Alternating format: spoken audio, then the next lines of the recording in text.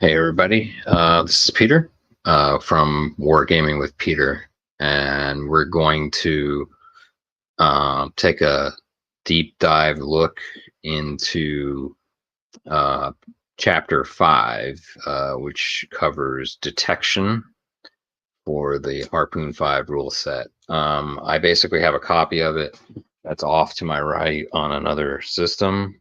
Right now I am showing my entire desktop here. Hopefully you're seeing. I'm going to work from basically the information that's available in the Jumpstart, so it's free annex information, if you will. I'm also going to be working from Tom's Harpoon 5 website. Good friend Tom of the Tom and Peter Dom Patrol podcast, videocast, whatever the hell you want to call it. But I also have a tabletop simulator module that I've been working on. These ships are from the. I need to give credit where credit is due. These are from the Risk 2016 version type thing module that already exists. So I constantly steal these. There are a lot of other good models that come in that pack. The beauty of it is that they already have models for 3D models for. They have Russian version, Russian elements, as well as they have China and kind of European, more standard versions of things. And these things don't need to look exactly the right way. Like, for example, there's some sort of more of a modern American destroyer here. But what I did is I took a I took a frigate and made it larger. And in effect, what I'm looking for here is just we're not going to get too much into the air search radars necessarily, but we can here if we might split this up a little bit.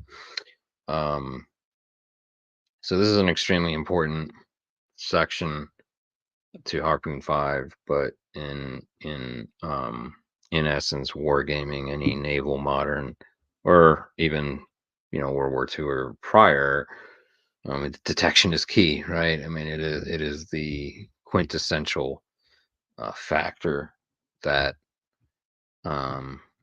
will, in many ways, sink or swim your ability to win a scenario ultimately.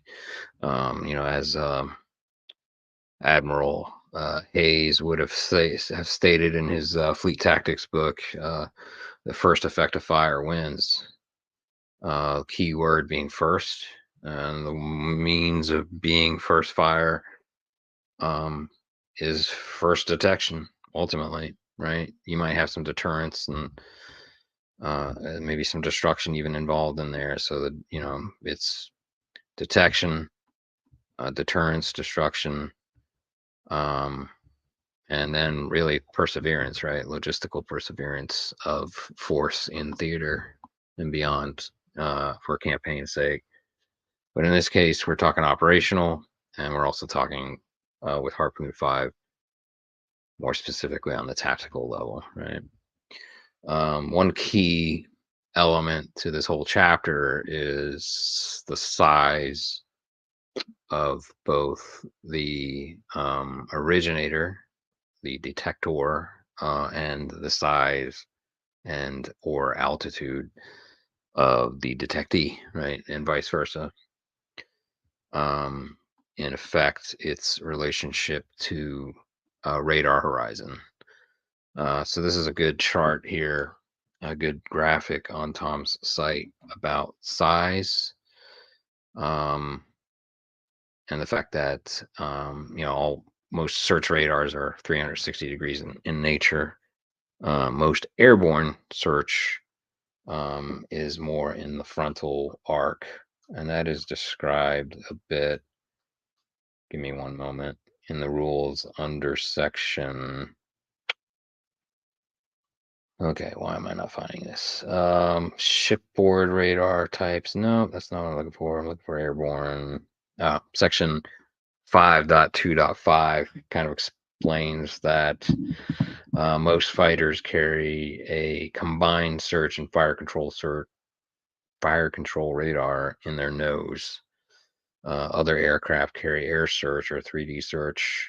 For example, the E-2C Hawkeye has the APS 125, and I think later on different there are different, more modernized versions of the same system in the Sentry, as well as other maritime patrol aircraft and early warning AEW or airborne early warning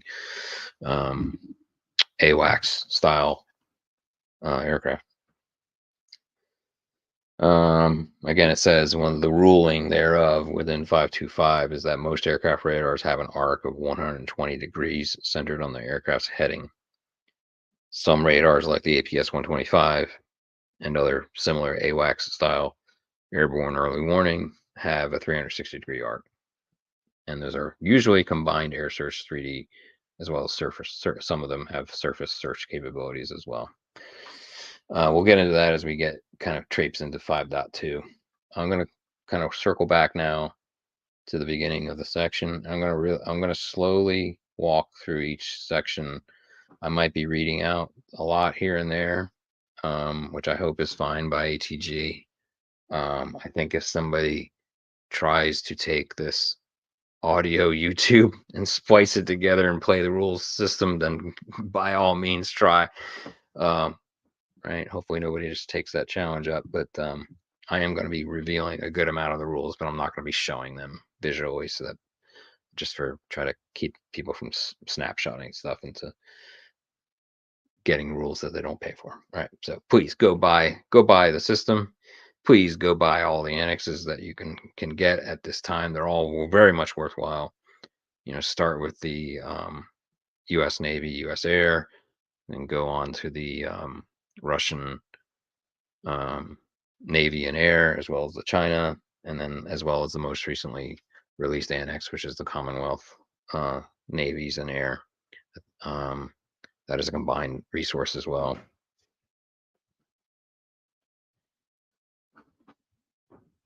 All right. As we can see here, one of the other major elements to realize about detection and sensors is that there's obviously a curvature to the Earth. Flat earthers beware. You might want to go ahead and hang up if go away if you don't believe in a round Earth, because round Earth does come into play here. Basically, everything is based upon the radar horizon, right, and how you are affecting that, and then how other aspects of the environment, via either the ducts involved, the surface duct or evaporative duct, or any other potentially clutter providing environmental effect, which would be weather, sea state combined, as well as land, environmental, mountainous terrain nearby within certain degrees. And we'll get into that as we get to those rule sections. Okay. So let's start with 5.1. Generally, you have both electro-optic sensors, visual, 2 or 3 kinds of search radars, at least 1 sonar, and an electronic intercept equipment on a modern naval and or air element and for warfare. The electronic intercept equipment is more often than not called ES for electronic support.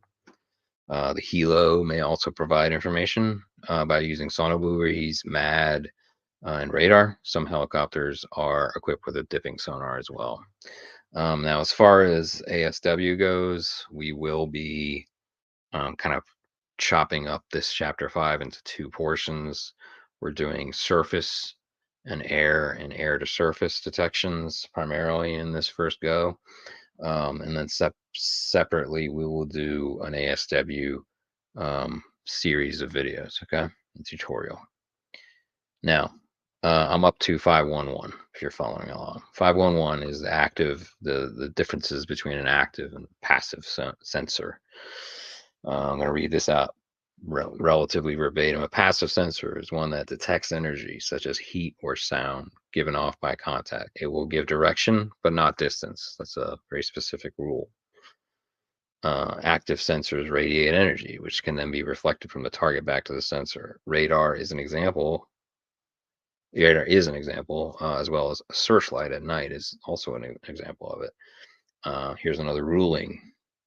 Active sensors give direction and range to any contacts, but at a price. Since you're giving off energy, it can itself be detected, which may reveal the ship's location and something about its nature. For example, most merchant ships would only have like commercially available navigation, radar, etc. So that's that. That's all section 5.1. Um, Again, as summary, a passive sensor is one that detects energy. An active sensor is one that radiates energy, and then it measures the reflection back. So that's the basic summary there. Okay. Let's. I don't think I need to necessarily get into too much of this right now, but just kind of here's a radar line of sight. This is probably the most important chart in the entire rule set, because in effect you are looking at the originator of the observing unit, as well as the target's information, as far as size, as well as altitude, or if it's ship to ship or surface to surface, it is size to size. So, for example, if we're looking and comparing a medium observer to a medium target, you would cross-reference the observing unit on the side as medium, the target as medium. And we'll do a few examples of this using this handy dandy tabletop simulator thingy-majiggy module I've been working on here. And we'll continue now. All right. So we get into section 5.2, which is about radar in general. Let me go to 5.2.1, detection by radar.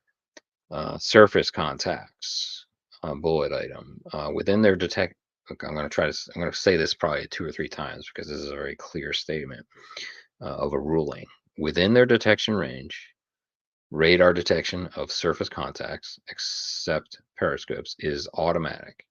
That is, there is 100% chance. And that is, let's see. I thought, okay, never mind. All right, periscopes. A submarine periscope or mast is a stealthy size radar contact. If you have 2 or more extended masts, excuse me, they're treated as a V small target. That's something to keep in mind. That is a ruling to take out of that. When attempting to detect a periscope by radar, the detection chance is 25%, except for inverse synthetic aperture radars, ISAR, which have a 50% chance.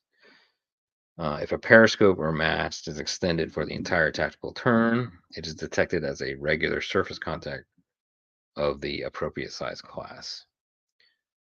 Okay. That is a little cryptic there. Let me think about that for 1 second. Hmm. I think that then becomes the equivalent of the V small target. Okay, that's kind of weird. All right, I'll come back to that. We are still in section 5.2. Detection of air contacts is more variable because of the higher speed involved. Air search, HF3D, and LAS radar detections are made through the combat system of the ship. For the number of 30-second increments between it coming into detection range and being recognized as a valid contact, the player can react to. Let me rewind just a little bit. As an aircraft or missile reaches maximum detected range for that radar, roll on the combat system reaction table, which is 8.4, for the number of 30-second increments between it coming into detection and being a valid target. That can be quite damning, especially if there's a larger variance between the combat systems involved. AI and LD radars operate on a higher frequency, automatically detect the eligible air targets at the range listed in Annex J3. Size of contacts. The larger the contact, there are 5 radar contact sizes called signatures. Now, the blip thereof, I think there's another, hold on 1 second. My mouse is acting up on this other system. All right, so regardless of the group size, the detection range cannot exceed the radar's maximum range. The size of the blip on the screen is essentially meaningless. The large blip would be a large or medium or even a small contact. If it's a small one, it would be, I mean, it would be a very small or less strong contact, not necessarily depicting a size of the target. Just want to make sure I've caught everything here. Radar information. I'm up to 523. A detection will tell the detecting player the range and bearing to the contact. If the player tracks a contact for one tactical turn in the detection phase of the next turn, he will know its approximate course and speed. So just generally the ruling there is that you have to detect it for a full tactical turn in order for it to become targetable, in order for fire control systems to be able to use the information. All right, let's go through a little bit of the surface radar type. So I'm up to 524. So there are different types. There is the SS, or surface search radars. It can use the radar duct to extend its range. They can see air contacts in VLOW flight at 1/10 normal range. That's something to take note of in 524. Navigation radars are specialized surface search sets designed to pick up ships and land for safe ship handling. They have limited tactical benefit as they are standalone and they are not tied into the combat system. They can, however, use the radar duct to extend their range. We'll talk about ducting environmental effects here in a moment, as we get to the radar line of sight table and so forth. Targeting radars, or SST types, usually by Soviet Union and Russia developed systems. They not only function as surface search, optimized to use the duct to extend their range over the horizon, but they can serve as an extremely precise ES, or electronic support passive sensor, right? They also have, in addition, real-time data links that pass the information to other units within 15 nautical miles that are fitted with a targeting complex. So one good tactic for anyone running Soviet or Russian system platforms, surface systems, or Chinese equivalent, would be to have one unit that is acting in a passive mode, right? And then have that surface unit hand off the information in real-time data link to other units within 15 nautical miles. The assumption there is that if you had additional units within 15 nautical miles of each other, you could basically daisy chain the information in real-time data link to one another, as long as they're all supported by SST systems or targeting radars. Okay. So that's been my assumption, that as long as you have a compatible data link between the surface units, that they can pass the information to one another in real time, which is very powerful. And the other search type for surface units is air search, or AS radars. They see air contacts in the low or above range, except they do have a problem with VLOW flight because of the surface clutter. All air search radars have problems detecting contacts in VLOW, and they suffer high clutter interference as a result. You can see what those radar clutter values are on page 5.5 per the red additional information. Because their beam is angled upward, they cannot use the radar duct. So air search radar, or AS, does not benefit from the evaporative or surface ducts. Okay. Another AS type is a low altitude search radar. They're designed to detect sea skimmers. All right. So this was kind of like to get around the AS caveats there. They only see contacts in the low and medium altitude bands, but detect anything in VLOW flight normally because they don't suffer from the same clutter problems that affect the AS types of radars. Yeah. they can also use the radar duct C5295, and they extend their range. We'll get into that as we compute a few here shortly. Height finding (HF) and three-dimensional (3D) radars are used to find the target's altitude. They can provide height. They can provide the height of any air contact inside their range at any altitude, horizon limited. They suffer the same limitation of seeing below air contacts as air search. Because their beam is angled upward, they cannot use the duct. So very similar to AF. HF radars cannot search on their own. They can only provide the height of a contact that's already detected. 3D radars add the function of an air search radar and provide height, range, and bearing. So a 3D radar is the equivalent of an AS radar as well. So, but an HF is not. Okay, something to keep note of. If a ship lacks a 3D or HF radar, or the radar has been lost due to a critical hit, the SAM system can no longer engage the incoming target. Thus, takes longer to engage the incoming target. Thus, there is a 2-increment delay added to the combat system reaction time on page 8-4. Periscope radars are specialized surface search mounted on the retractable mast. Requires that the submarine using it be at periscope depth and have its radar mast or periscope extended. FC fire control radars, either for guns, GFC, or missiles, MFC, are specialized. They have no search capability on their own, right? They're specifically used for fire control determination. Airborne radar types, again, I explained before that most aircraft radar have an arc of 120 degrees centered on the heading. Some of them have 360, and the annex listing for them will say as such. Okay. So an airborne surface search, they'll pick up surface contacts and VLO air contacts at 1/10 normal range. Okay. They pick up surface search at normal horizon range, and or the radar maximum, whichever is shorter. AS, airborne air search, radars detect air units in their own altitude band, and in the next one higher and one lower. Okay. Airborne 3-dimensional, there are air search radars that can find the altitude of the air contact. AI, these are air search radars that feed information to a plane's fire control system. They can detect air targets at the same altitude at full range, and then half range, one above and below.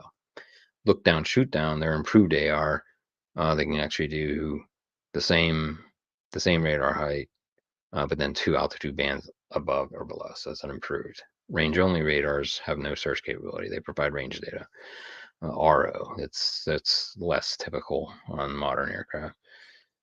Train following and train avoidance, TF or TA, they're specialized radars on some radars that allow specialized radars or modes on some radars that allow a plane to fly nap of Earth, right? And nap of Earth is, and the rules thereof are described in section 453, 4.5.3. They will not function in heavy rain. That's one thing to keep in mind, and they will not allow below flight over water. Now we start getting into the actual radar line of sight, and again, Tom's sight kind of gets into this a good bit. And again, as you can see here, this kind of shows you visually why a VLO over the horizon is just not visible. And that in order for this to be visible at this point would need to be at this altitude, right, into the medium band. It's a good visual for it. The main thing to know about the radar line of sight, I think I already described this before, was that you just basically it's a combination of the observer and the target, right? So you work your way up the observer side by height and or by size. If it's a surface ship, you go by size. If it's an aircraft, you go by height. If it's periscope, it's periscope, of course. There's a couple caveats here that are listed as little one-off items in the rules under the radar line of sight table. Line of sight distances are in nautical miles. Observer and contact heights of the aircraft or radar antennas in meters. The detection range of radar is either the NX range for that signature or the radar horizon, whichever is shorter. And I think that's the key thing to pick up on for rules' sake. Whichever is shorter of those two, right? You are always beholden, if you will, to the radar horizon. And the main things that affect that horizon are either an evaporative duct or a surface duct. And the scenario and the GM of your match should tell you if the evaporative duct or surface duct is available. And they should tell you, the limitations of which observing unit size can take advantage of it. Usually it's V small or small. Some scenarios might allow larger, most don't. Another thing is that HFSW radars are limited by their range, not by the radar horizon. HFSW, and I don't know if that's described anywhere else. Let me take a look real quick. HFSW. I don't know if that's described anywhere else. Oh, high frequency surface wave radars are specialized coastal surveillance radars that use ionospheric refraction for extended range against ships and aircraft. Any HFSW radars will be described in the scenario setup. So that is a ground radar type, which is described in the next section. Currently, we are still within 525 for airborne radars. So again, take note of the evaporative duct high refraction table and the surface duct R trapping tables that are also on page 5.3 in the January 2024 edition of the rules.